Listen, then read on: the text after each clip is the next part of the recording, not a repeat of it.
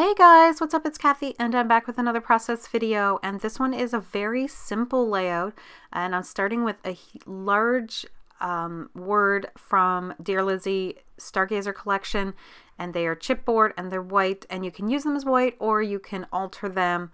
They work well with things like gelatos and paints and glitter and different stuff like that, or embossing probably too. So I'm doing and a rainbow kind of effect with gelatos, and unfortunately I don't have a lot of colors of gelatos. I bought some. I got some for Christmas one year, and then I never bought any more or ordered any more. So I'm kind of behind, and I really do like gelatos. And so I had to makeshift a teal color because I wanted it to kind of be blue to teal to a green, and I wanted like a citrusy green, but the green that I actually have is really bright. So I'm mixing two different colors of green, a mint kind and like a very light bright citrus kind, to try and achieve the green that I'm looking for. I had to use a blue and the mint green and a darker blue to achieve the teal that I wanted. And I mean, it wasn't perfect, but it did work. So I definitely think I have to invest in a few more. I started with that peachy pink and then went to a darker pink so that I could create that kind of effect. And the yellow was really bright, so I had to add white to the yellow. But I'm just smudging it with my fingers, and I did not add any water. You could use a baby wipe that's maybe not really damp or something like that. The thumb smudging only works so well, like it's not a perfect solution. So you just have to be happy with what you end up with. And it's not always perfect, believe me. Anyway, I kind of went off to go find I had set this all up the night before I filmed this, just to see where I wanted all the kites. And the kites I had fussy cut out of a Maggie Holmes carousel paper, and I fussy cut every single kite that I could. That wasn't all cut off or anything like that, and I was able to get a bit of a white border around all of them. I'm not going to use them all. The rest of them I just put with my ephemera pack. And so I gathered the ones that I was going to use. I wanted to make sure I had a good selection of various colors, not all just pink and peaches or anything like that. I wanted the green, and I wanted to make sure the yellow was in there, and even the dark blue, just to match with the title that I'm going with. And it's just adventure. It's not anything crazy. It's just a picture of my daughter when we were walking in the wooded path area of our large park downtown in Charlottetown. So anyway, she's all dressed up and looking cute and in a very weird ensemble that she picked out. So just let her go with it. I'm popping some of it up on Fun Foam, and I'm backing it with that colorful paper. Is a Dear Lizzie paper, and it's from a while ago. I think it was from one called Documentary or something like that. And then the pink is just a solid pink that was from an old American Crafts paper that was at Michael's that I bought. And the opposite side had multicolored scallops, and the other side was just solid pink. But I ended up using the pink side, which is odd. It's usually not something I would, but I wanted that specific color pink because it matched so well with some of the kites. And you can see the scallop there. So the strip of polka dot is either from Gather or Bloom. I don't remember which. I believe it's Gather. And I just wanted a strip across there to kind of, what do I call it? Grounding. Like I wanted it to ground the title, make the bottom a little heavier, that type of thing. Make sure that the title stood out as well. So, you know, a rainbow effect color on top of polka dots works really well.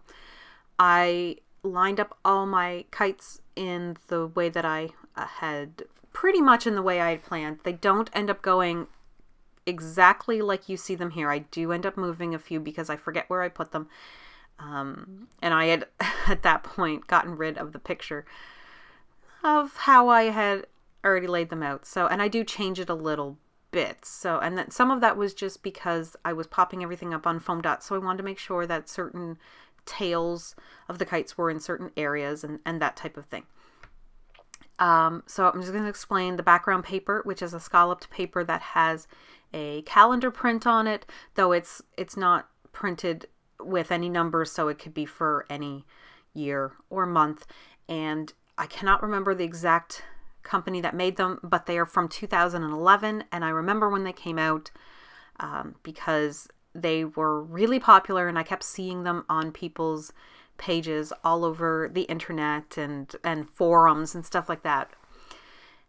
And I really liked them, and when I finally was able to order, I ordered as many of them as I could. I did not get all 12 months, that's for sure.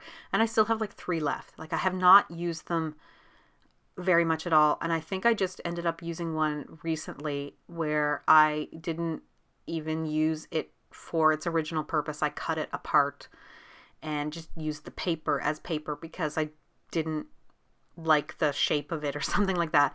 And it is pretty much a 12 by 12. It's very, very large. So you can see the polka dot paper goes right from edge to edge. And that was a 12 by 12 paper. So I don't really need to back it onto something until I'm ready to put it in my scrapbook binder, or, you know, in a protective sheet. So I'll probably just put white paper behind it and stick it down to that. So I'm trying to decide what I want for embellishments, and I had grabbed these older basic gray ones, and I had also grabbed these American Craft ones with the butterflies, and I really do like that bird. It's very cute and it works really well. But because I wanted to use the butterflies, I do decide to leave the bird for now and use it on something else, because it looks very cute right there, and it's just sitting on the word adventure. It would have been adorable. I agree with myself. It would have been adorable.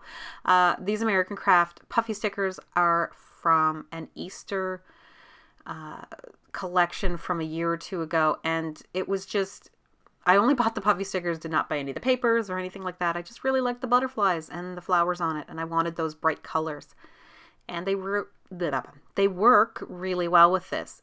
And by American Crafts, I mean this was an American Crafts release, not a Crate Paper or any of the other subsidiary companies. I'm popping them up on foam dots, and in the end I'm going to staple in the middle of each of them to give them a little bit more dimension.